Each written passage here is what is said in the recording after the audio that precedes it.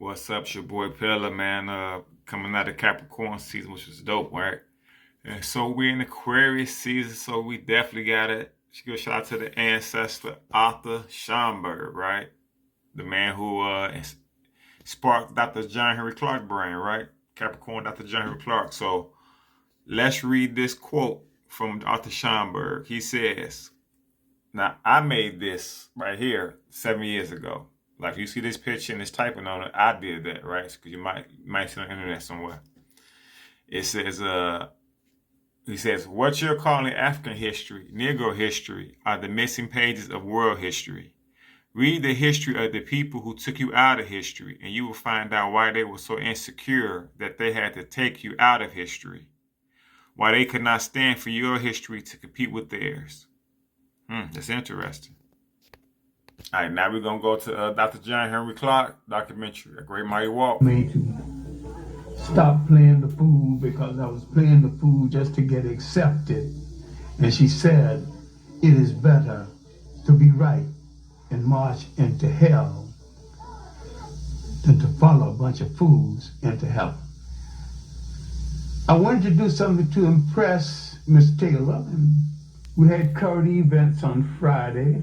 We wanted to say something unusual because I worked for white people before and after school, and they had magazines. They would receive them one day, read them hurriedly up, throw them away the next day. So when I got for current events, I always had something decidedly different to say about my own people and about other people.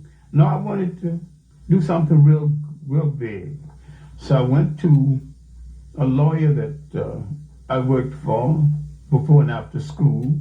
I can still remember his name, Gagsteiner, and I asked him for a book about my people in early world history. He said, I'm sorry, John, that you came from a people who have no history. My mind would not accept that. Let's play that again real quick, right? I went to a lawyer that listen to what he's I telling him, worked right? for before and after school. Watch I can this. still remember his name, Gagsteiner, and I asked him for a book about my people in early world history. He said, I'm sorry, John, that you came from a people who have no history. My mind would not accept that. I continued to search, and I opened the book called The New Negro, and I opened to an essay called The Negro Digs Up His Past. And for the first time, I knew that I came from a very old people, that we were older than slavery, older than oppression, older than Europe. Now the scramble began for more information. Now that's interesting. Look how the brother said the European dude told him that his people have no history, and his mind didn't accept that. But how many of y'all minds, my fault, how many of y'all minds have accepted that and still go every day like you living your best life? So he said, my mind did not accept that. So let's see what happened. Yeah, I got to meet Arthur Schomburg. Arthur Schomburg, mentor to 2 generations of African American scholars. The legacy of this Puerto Rican-born historian is the world's definitive institution of its kind, Harlem's Schomburg Center for Research in Black Culture. I went down the 135th Street Library. He was on the 3rd floor. And I asked, very humbly, asked the librarian, do you know anybody who will give me a letter to see Arthur Schomburg? And she said very sharply, impatiently, because she was short of help, you just have to walk up 3 flights. I walked up 3 flights, and there Arthur Schomburg was holding down the desk, being 18 and rash. I wanted to know the history of the African people of the world, henceforth, right now, within the hour, his lunch hour. Now you see that he's a young kid, right? Because we know him as Dr. John Clarke, the master teacher. But he said, hey, I was a kid, curious, Just like how a lot of us are today, right? It's a watch. All of it. He said, sit down, son. What you're calling African history and Negro history are the missing pages of world history. Then he said, son, go study the history of your masters. Go study the history of the people who enslaved you and find out why they found it a necessity to remove an entire people from the respectful commentary of the history of the world. Well, my earliest impressions of them was a people in power who intended to stay in power. And I began to wonder why they had so much and other people had so little, and why everybody I knew worked harder than they. Who made this arrangement?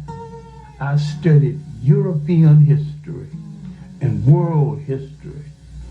Now, when I went back to Schomburg with some knowledge of background of European history, now he began to show me how to study African history. Huh?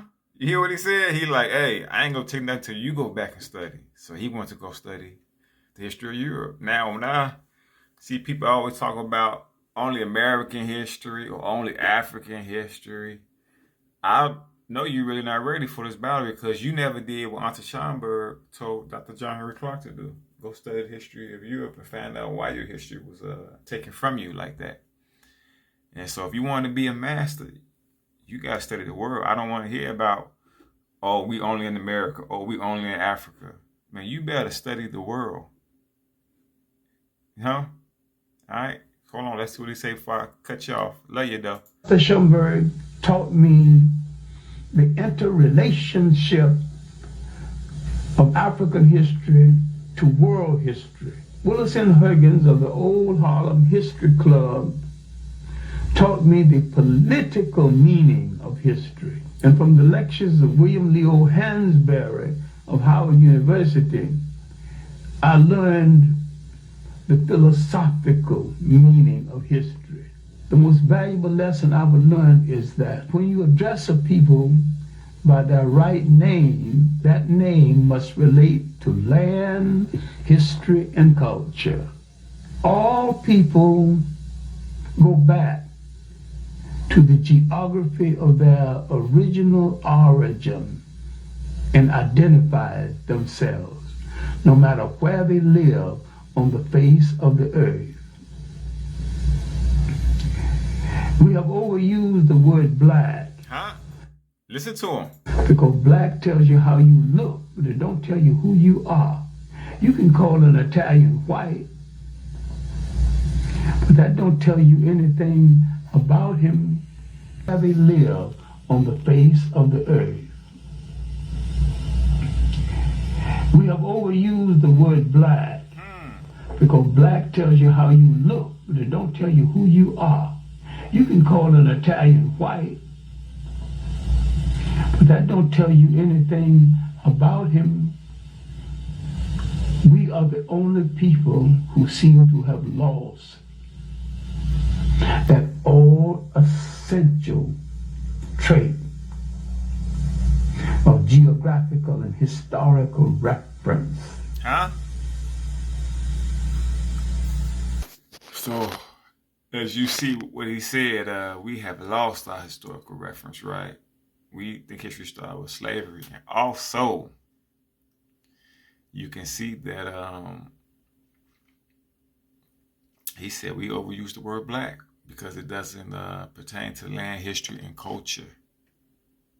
Land, history, and culture. So when you talk to somebody, make sure you call them by their right name or right names, all right? It's your boy Pill. I love you. This Aquarius season. Man, let's get it cracking. 1.